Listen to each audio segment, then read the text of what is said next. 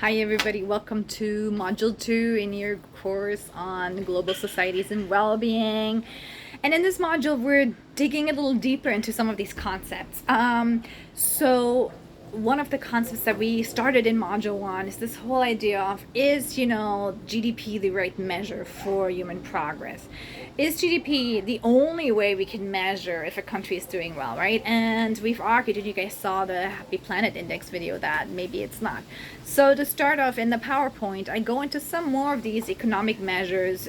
We talk about the Big Mac Index, which is basically an economic measure that's comparing the true value of what things cost in different countries. So, and we use the Big Mac for that. So we look at, well, how much is a Big Mac in Canada versus the States, and how does that measure up? How much of your income is needed to buy one? And so it's a direct measure that looks at economic data, and so you also saw in the lecture that there's the Human Development Index that actually takes measures of quality of life, how long people live, how healthy and happy they are as they live, education levels into account, right? So it's a more inclusive measure of progress as just the economic measure, right?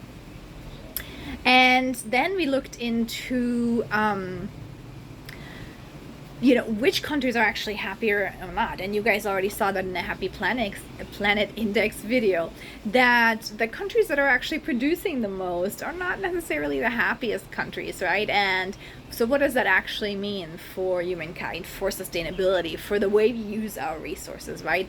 In the PowerPoint, I go over some of the concepts and the theories of how we as an American society got there to the point where we're now at, which is basically a capitalist consumerist society that really values possession over time and over well-being. And how did that happen? And there's a couple of points that I just want to highlight in this video, and the rest is really in the PowerPoint. But one is this idea of Thorstein Veblen and this theory of the leisure class, right? And he, even way back then, he highlighted that people use their leisure to kind of differentiate who they are, to kind of increase their status in society. So, right, what they buy, what they showcase is gonna increase their status, right? And the question really I have for you guys, well, is that still the case, right? Are we still a theory of the leisure class where we have people who have things and the rest of the classes are trying to emulate this leisure class in what they have and what they don't? And really, when you think about it, the richest people maybe now are not necessarily our leisure class anymore, because when you look at some of the richest people, they're living actually not simply, but they don't necessarily have like brand clothing, stuff like that, right? But we do have people that we try to emulate, right? Through maybe influencers, other people like that, right? Now, if you watch on any kind of social media, right, people even use travel as kind of a status symbol, right? Or I've been here, and it's more about the pictures they take. So this is just something to think about, right? So this idea of the theory of the leisure class, that there's a leisure class, there's a lower class that is trying to emulate that leisure class, right? And using it as what he calls conspicuous consumption, consuming just to show something, prove your status in society, right? And that, of course, has led to, and this was way back when, this was in 1899, right? But fast forward, right, we have really a consumerist society, a society where we consume, we've continuously traded time off for more things, for more money, for more stuff, right? And really, that's where the work of Juliet Schor that I've highlighted to you guys as well comes in. So Juliet Schor was an American economist. Well, she's still alive, but she is an American economist. And she wrote this book called The Overspent American. And in it, she actually examined American culture and American spending. And over a long period of time, she looked at what is it that is making us the way we are in society. And in it, she highlighted some really fascinating statistics. So She wondered, why is it that we feel still so unhappy, so materially dissatisfied, right? When we actually work long, and especially before COVID, think about the before COVID time, we worked long hours, we were exhausted, right? And what is it in our society that makes us do that, right? And as I showed you guys in the PowerPoint, one of the things that she discovered is that we actually are working more now than we were in the 1970s. In fact, we're working 200 hours a year more than we worked in the 1970s. That is a lot, right? So we've actually increased not only our time that we're working, but also our productivity. In that same time that we're working 200 hours a year more, sorry, our productivity, according to her, has increased by 80%, right? There was people that predicted that we would have a leisure society where we don't need to work anymore, only a couple of hours because we're so productive. But instead of that happening, even with all that productivity, we're working more. So what is happening here? What is going on, right? So she says we could actually kind of work hours in half, and yet we're not doing that. We're working more. So what is happening? Well, she said what we did is we're consuming more. We have basically doubled our consumption since the 1960s. Our houses are bigger. We have more cars, more appliances, more stuff. We buy bigger garages, bigger houses to fit all this stuff, right? And so that's really what's been going on. To the point where, and this has been exaggerated with COVID again, is that now we have people who are saying, enough, I would rather spend time with my family, I would rather have time off. And you guys are probably part of this newer generation that is actually saying, no, I don't want that, I don't want the house, I want an experience, I want to spend on experiences, not on stuff, right? So this trend is just now being reversed, but I'm showing you guys this to understand, how did we get here as a society? What happened right after World War II? What happened with the boomers and all those generations, and how did we get there as a society? So we traded money for time off, really, and despite being more productive, we've added more hours to work, right? And I also showed you guys in the presentation this documentary called Affluenza. We're not watching it in this course, but if you have a chance, I would highly recommend you guys go online and watch it sometime. It's a little bit older, it's from the 90s, but it's really interesting in terms of explaining all of this, right? And so one of the things that they talk about is the value of our time. What is the value of our time, right?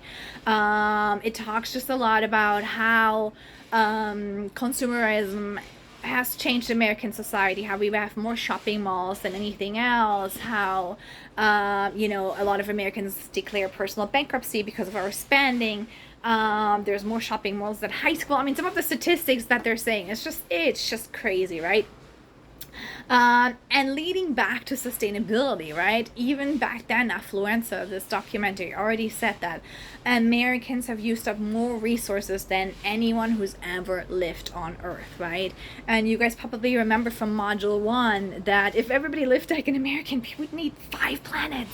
We would need 5 planets, right? And Happy Planet Index, you guys remember this video from Module 1? It's just not sustainable. So not only are we not happy with all this consumption and using up all these, it's not working for us, right? And so not only are we not happy, we're using up resources, we're creating a bunch of trash and waste that we don't know what to do with, that's just going into landfills, right? And so one of the statistics from Affluenza 2 that's in your presentation is that just our annual production of solid waste could actually fill a convoy of garbage trucks stretching halfway to the moon. That's insane. That is a lot of garbage. That's a lot of stuff, right? Now, I know you guys are probably thinking, oh, this is a lot of like negative things, but we have to talk about these if we want to talk about solutions and changing this, right? And improving our lifestyle, and what are the solutions and the ideas and the new sustainable things we can do. We got to figure out, how did we get here, what was happening before, and what can we do now differently, right? And this is where we're going in this class, so stay tuned, it's going to get more exciting. So those were basically the main thing. The other movement that I told you guys about in the PowerPoint is John McGrath. Also check him out. He has a website, he has a whole movement, and he really, along with Affluenza, he came up with this whole idea of Well, we have no time. Since we always traded money for time, we really don't have time. We have no time to think. And when you think about, even ancient Greece, the ancient philosophers, how important they thought that using our mind, that thing that made us human, that thing that made us almost closer to the gods, that this is so important, right? That if we don't have time to actually think, we can't create a good society, we can't create a happier life, because we just keep going, right? This lifestyle is so busy.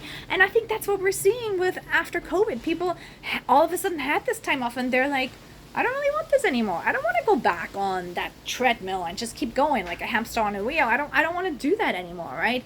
And so now we see people who are downshifting, who are basically saying, I'm consciously gonna trade time for money. I'm gonna live more simply. I'm gonna downshift how much I have, how much I have to pay for, and that makes me a lot happier, right? There's a thing, for example, called job sharing, where 2-3 people actually share one job and they only go in 2-3 times a week. Of course, now with digital nomads, it's even easier, right? People can live all over the world and they can work remotely and all of that, right? And so the idea is that now people have lifestyle choices to actually trade in and choose to live more simply, more in tune with nature. And so that's really what's going on. And with that, the last thing that we talked about in this module that I want you guys to take a look at is measures of how we measure happiness, well-being, right? And so the 3 terms that are kind of interrelated that get confused by people is happiness, life satisfaction, and quality of life.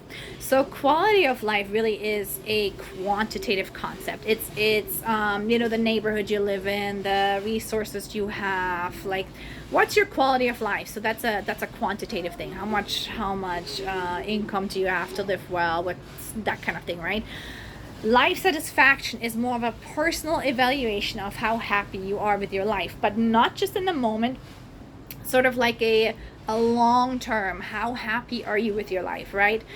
Versus happiness is more in the moment, it's more spontaneous. But right now, how happy are you, right? On a scale of 1 to 10. So life satisfaction is usually a self-report. We usually do it on scales. So people usually ask, on a scale of 1 to 8, how happy are you right now?